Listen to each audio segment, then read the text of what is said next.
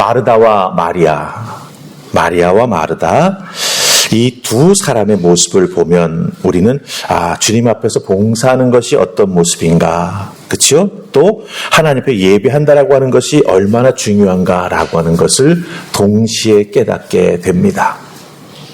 오늘 말씀에서 우리는 같은 집을 두 번 방문하게 됩니다.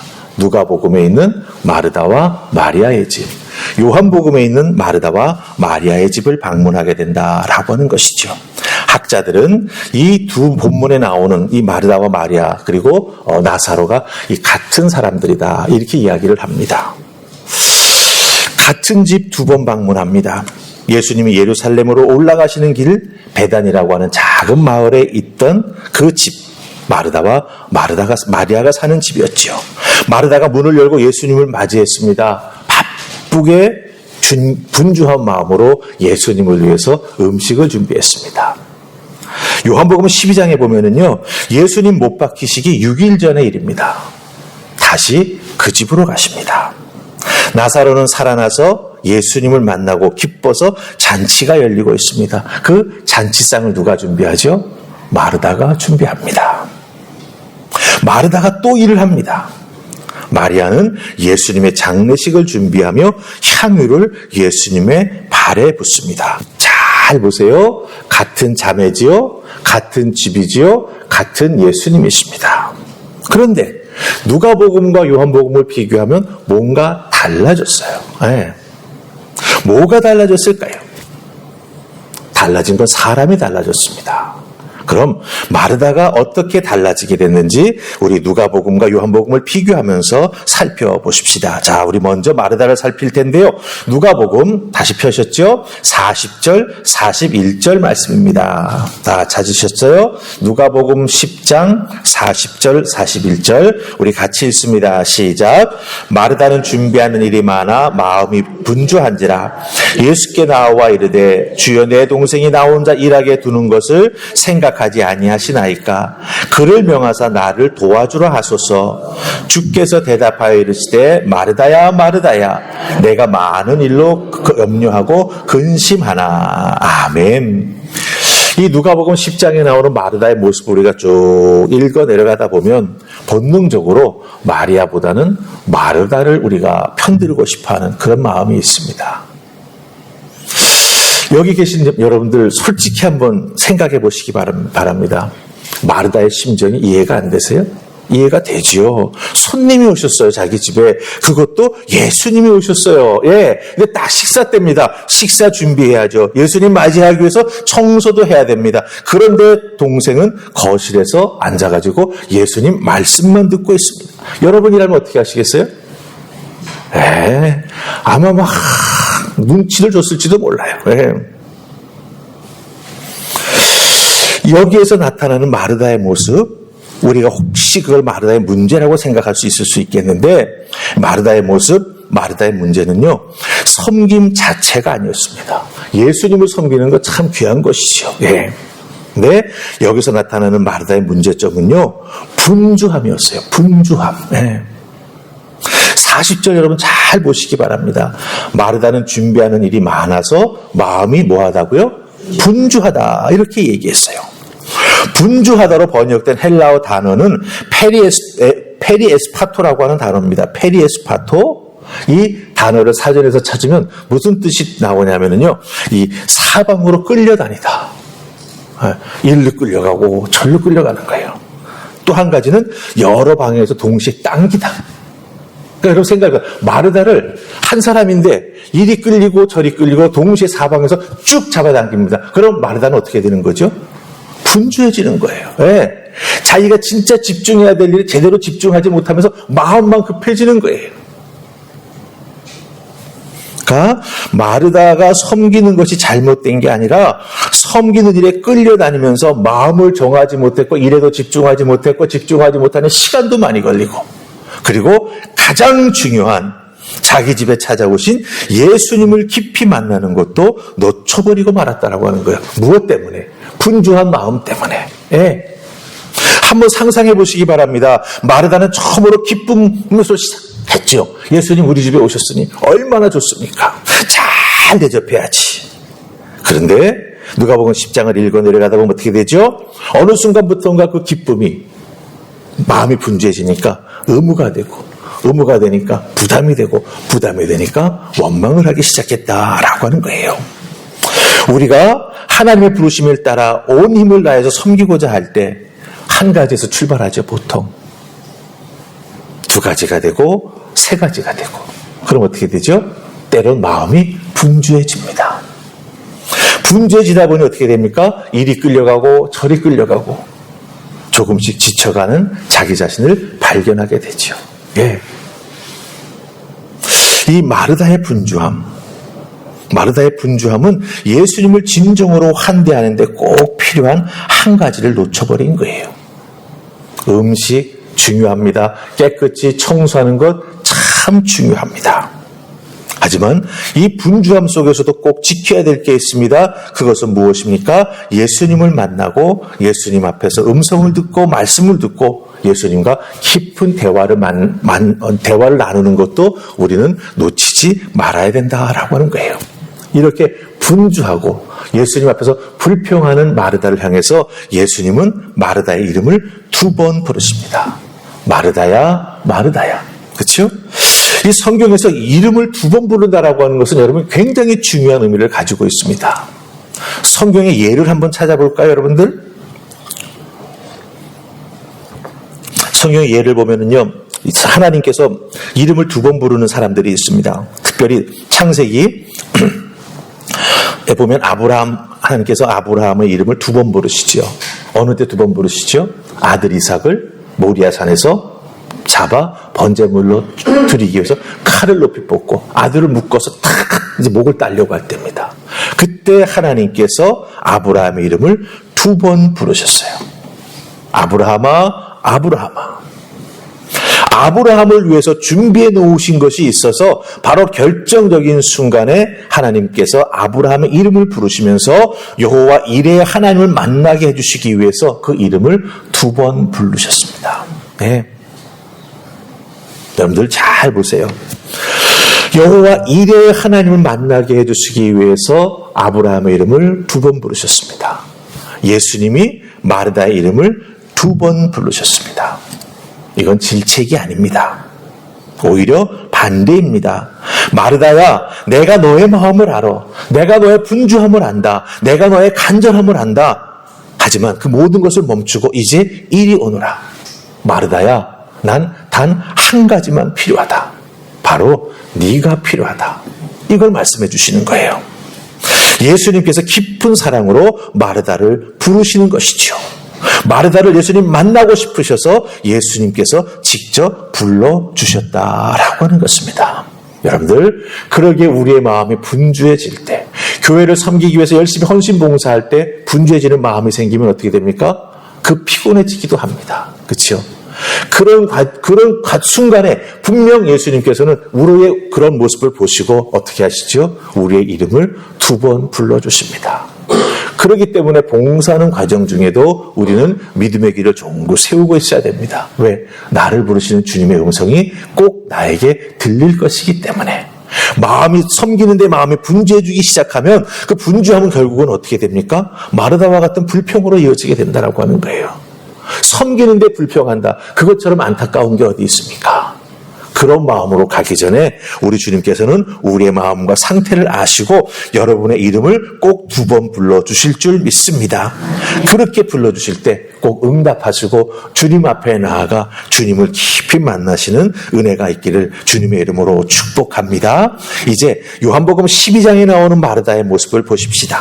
이 모습이 아주 중요합니다. 이제 우리 요한복음 12장 책갈 펴놓으셨죠? 착 넘기셔가지고 찾으시고 12장의 1절과 2절 말씀을 읽습니다. 다 찾으셨습니까? 자, 우리 1절, 2절 같이 읽습니다. 시작. 6월절 엿새 전에 예수께서 베다니에 이르시니 이곳은 예수께서 죽은 자 가운데서 살리신 나사로가 있는 곳이라. 거기서 예수를 위하여 잔치할새 마르다는 일을 하고 나사로는 예수와 함께 앉은 자 중에 있더라. 아멘. 여기서 발견하는 마르다의 모습은 뭡니까? 전 이렇게 표현하고 싶어요. 마르다가 마르다했다. 네. 마르다가 또 부엌에 들어가 있어요. 네. 일을 하고 있습니다. 또 음식으로 섬기고 있습니다. 그런데 여러분들, 이 요한복음 12장 1절 2절에서 나오는 마르다의 모습 잘 보십시오. 뭐가 없습니까? 불평이 없습니다. 원망이 없습니다. 예수님께 하소연하는 장면이 없습니다. 그저 묵묵히 조용히 음식을 준비합니다. 나사로가 죽었다 살았기에, 예수님의 놀라운 은혜가 그 자리에 있었기에 많은 사람들이 그 잔치자리에 함께하고 있었습니다. 예수님 한 분만이 아니었어요, 손님이. 그런데 그 모든 손님을 누가 감당하고 있습니까? 마르다가 감당합니다. 그런데 일하면서 불평이 없고 원망이 없습니다. 하소연하는 모습이 없습니다. 마르다는 계속 섬기는 삶의 모습을 살았다라고 하는 거예요. 이 두 가지를 비교해보면 우리가 확실히 알 수 있는 게 있습니다. 무엇입니까? 마르다에게 있어서 섬김은 은사였습니다. 인간의 힘으로 섬긴 게 아니었어요. 은사였어요.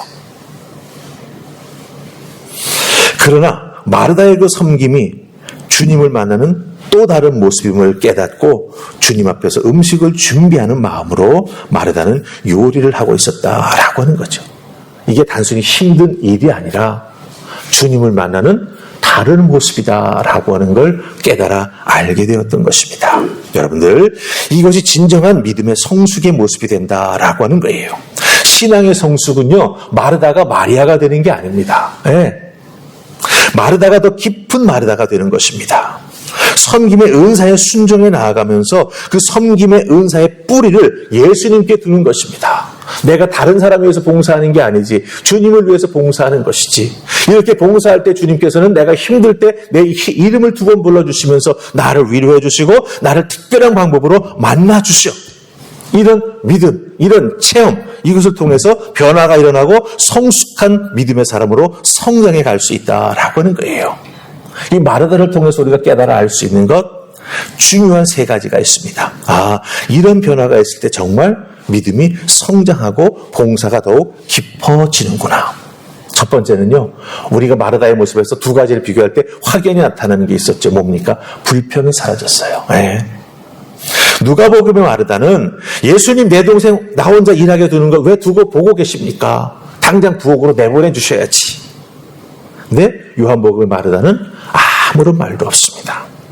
혼자 감당하고 마르다는 비교하지 않습니다. 두 번째는요, 마르다의 변화가 나타나는 게 뭐냐면 누군가를 통제하려고 하는 손이 사라졌어요. 마르다는 동생 마리아를 통제하고 싶었어요.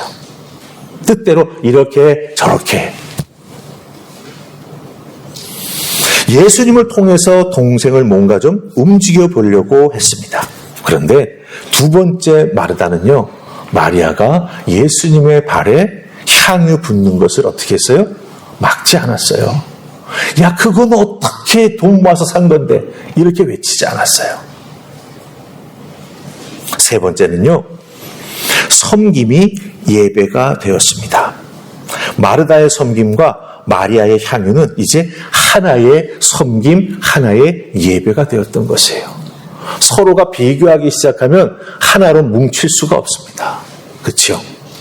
바라보았고 바라보면서 자기의 부족함과 연약함을 서로 채워줄 수 있는 아름다운 모습으로 하나가 되었다라고 하는 거예요. 그래서 마르다의 섬김과 마리아의 향유는 이제 하나의 섬김, 하나의 예배가 되어서 그 향기가 그 집안에 가득 찰 수 있었다라고 하는 거예요. 그러니까 여러분들 신앙생활에 나아갈 때 주님의 몸된 교회 안에 마르다도 마리아도 함께 손발을 잘 맞추어야 어떻게 되는 거예요? 주의 몸된 교회가 든든히 세워지고 움직여 나아갈 수 있게 되고 주의 사랑으로 가득하게 된다라고 하는 것입니다. 그럼 마리아는 어떨까요, 여러분들? 누가복음에 나오는 마리아를 한번 살펴보십시다. 마리아의 제 첫 번째 누가복음에서 나타나는 특징은 뭡니까? 예수님의 발치에 앉았다. 그렇죠? 이거 무슨 뜻이죠? 주님으로부터 음성 듣고 가르침 받기를 사모하고 원했다라고 하는 거예요. 그럼 생각해 보십시다. 요한복음의 마리아는 어디에 앉아 있죠? 또 예수님 발치에 앉습니다. 근데 뭐 하죠? 향유를 붓습니다. 네. 같은 자리예요. 어디? 발치. 그런데 그 행위의 깊이가 아주 달라졌어요.